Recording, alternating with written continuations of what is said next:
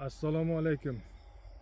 Ushbu loyiha Sanoat qurilish bank hamkorligida Qashqadaryo viloyati Shahrisabz tumani Yangibog' mahalla fuqarolar yig'inida 283-sonli konturda amalga oshirilmoqda.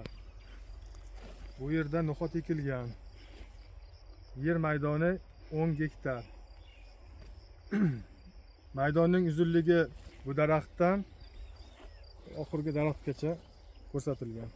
Eniga esa bu daraxtdan narigi daraxtgacha cho'zilgan.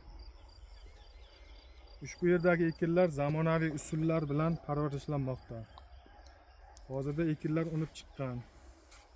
Ekinlarni yetishtirish 100 kun davom etadi. Yetishtirish jarayonida sug'oriladigan tabiiy va mineral o'g'itlar bilan oziqlantiriladi.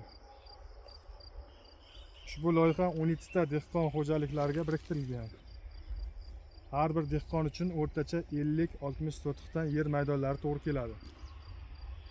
Loyihani samarali amalga oshirish uchun lider tadbirkor Norov Anvar ishlab chiqarish kooperativi biriktirilgan. Ushbu loyiha bo'yicha har bir gektardan 2,5 tonnadan jami 25 tonna hosil olish rejalashtirilgan. Mazkur ekin yig'ib olingandan so'ng ikkinchi ekinga ham yuqori daromadli ekin turini ekish orqali yer egalarining daromadlarini yanada oshirib boriladi.